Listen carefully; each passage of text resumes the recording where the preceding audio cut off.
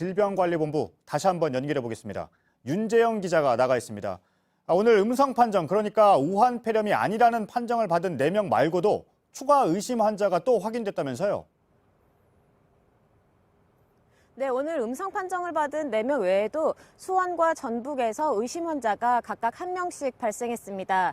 정밀 검사를 진행했는데 수원의 환자는 오늘 오후 8시쯤 음성 판정을 받았습니다. 전북의 경우는 오늘 오후 10시쯤 결과가 나올 것으로 보입니다.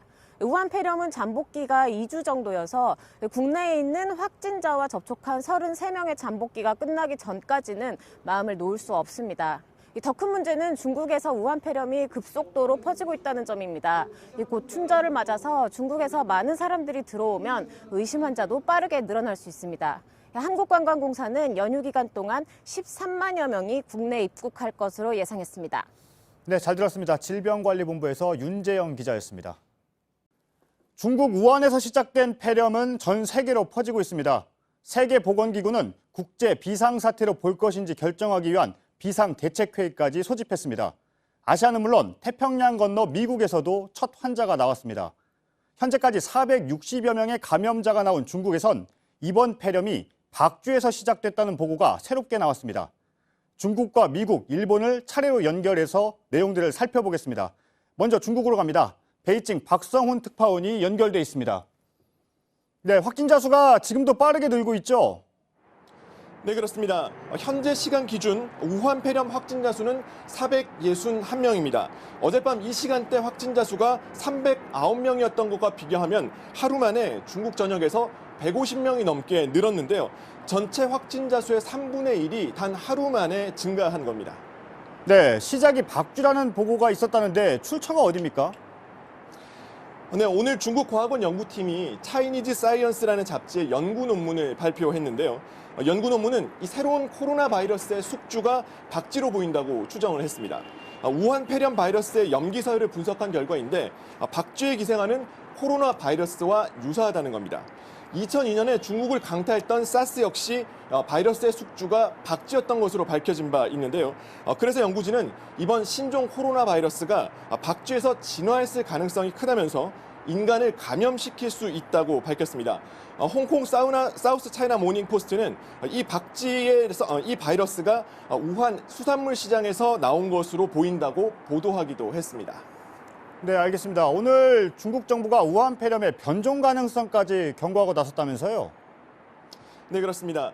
오늘 중국 위생건강위원회가 우한 폐렴 발생 이후 처음으로 내외신 기자들을 불러 기자회견을 했는데요. 먼저 핵심이 담긴 이빈 부주임의 발언을 먼저 들어보시죠. 存在一定范围的社区传播，疫情传播途径以呼吸道传播为主，病毒存在变异的可能，疫情存在着进一步扩大的风险。 네, 현재 우한 폐렴의 변종 형태가 생길 수 있고 이 때문에 더 광범위하게 확산될 수 있다는 점을 중국 정부가 처음 밝힌 겁니다. 이 중국 정부가 전면 대응에 나선 속내를 엿볼 수 있는 대목입니다. 네, 중요한 건 우한을 중심으로 방어막을 치는 작업일 텐데 어떤 조치들이 나오고 있습니까? 네, 중국 당국은 우한 출입 시 방역 조치를 지금보다 훨씬 엄격히 하겠다고 밝힌 상태인데요. 우한시 인구는 대략 1,300만 명 정도 됩니다.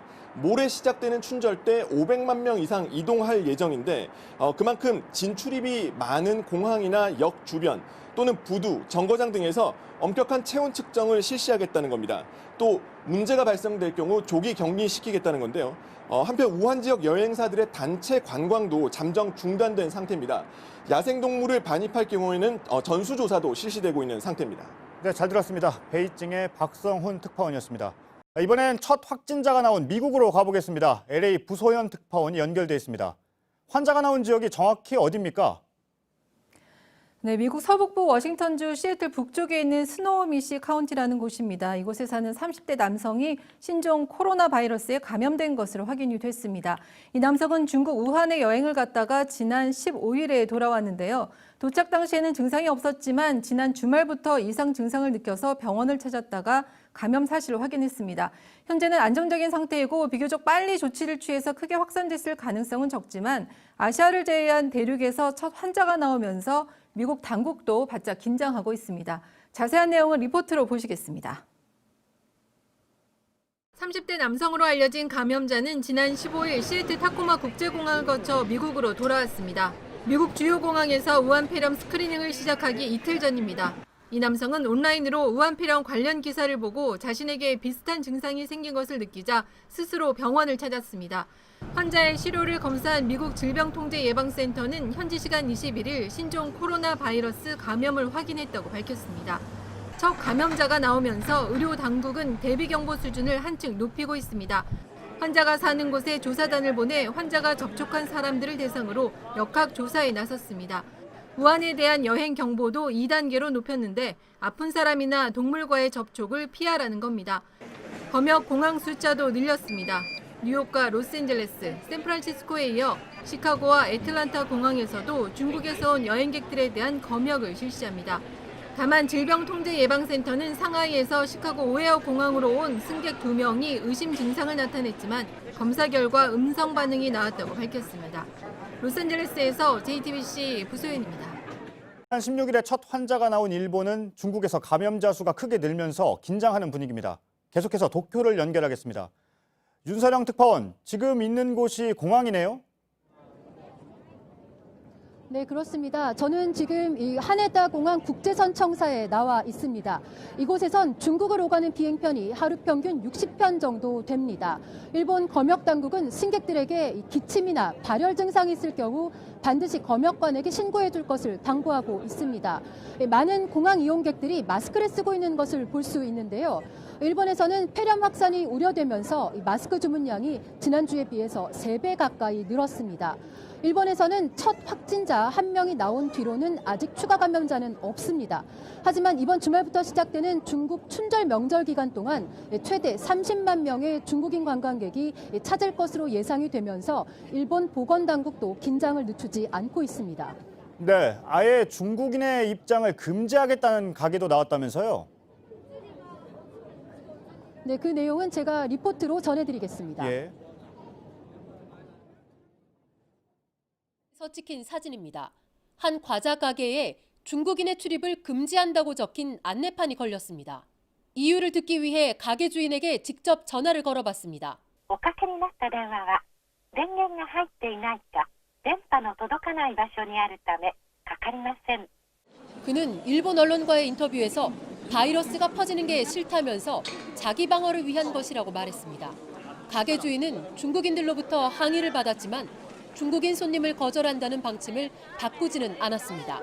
중국인 관광객들이 많은 호텔과 식당들은 손 소독액을 비치하는 등 자구책을 마련했습니다. 차이나타운 인근의 한 병원에선 중국어를 할 줄 아는 직원도 뒀습니다.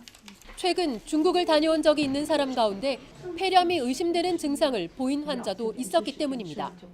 북한도 우한 폐렴 대응에 나섰습니다. 우리나라에서도 그 세계보건기구와의 긴밀한 연계 밑에 이 비루스를 막기 위한 사업을 전 국가적인 사업으로 이렇게 힘있게 벌려나가고 있습니다. 외국인을 대상으로 운영하는 북한 전문 여행사 고려투어는 중국인을 포함한 모든 외국인 관광객의 입국을 금지했습니다. 도쿄에서 JTBC 윤서령입니다. 이번 우한 폐렴으로 5년 전 메르스 사태를 떠올리는 분들이 많으실 겁니다. 그때와 지금을 박유미 기자가 비교해봤습니다. 신종 코로나 바이러스로 분류되는 우한 폐렴의 전파력은 아직 단정할 순 없습니다. 다만 전문가들은 현재까지 상황을 볼 때 같은 코로나 바이러스에 속한 메르스보다 높고 사스보단 낮을 것으로 보고 있습니다. 기본적인 뿌리가 같은 코로나 바이러스이다 보니까 비말 전파에 의한 혈안간 전파로 요 사이 어딘 거일 것 같아요. 유행 초기에는 이제 메르스에 가깝지 않나라고 생각을 했는데 최근에 이제 이렇게 유행의 진폭이 커지는 걸 보면은 점점 사스 정도로. 5년 전 메르스 유행 때는 확진자 1명이 의료진 등 여러 명을 감염시켰습니다. 이른바 슈퍼 전파자 등장으로 피해가 컸습니다. 우한 폐렴도 중국에서 의료진 14명을 감염시킨 환자가 나타났습니다. 슈퍼 전파자로 단정하긴 이르지만 공포는 커졌습니다. 전문가들은 많은 사람들에게 노출되는 환경이 슈퍼 전파를 만든다고 보고 있습니다. 보건당국은 메르스 확산을 계기로 응급실 선별 진료 등의 체계를 갖췄습니다. 지침을 잘 따라준다면 퍼지는 걸 막을 수 있다는 겁니다. 마스크를 쓰고 기침 예절을 지키고 의료기관 내에서 선별 진료가 이루어진다는 전제 하에서만 이것이 예방될 수 있습니다. 보건당국은 이번 주에 시작되는 중국 춘절 기간을 1차 고비로 보고 있습니다. 중국을 방문했고 열이나 기침과 같은 증상이 나타난다면 곧바로 질병관리본부에 연락할 것을 권하고 있습니다. JTBC 박유미입니다.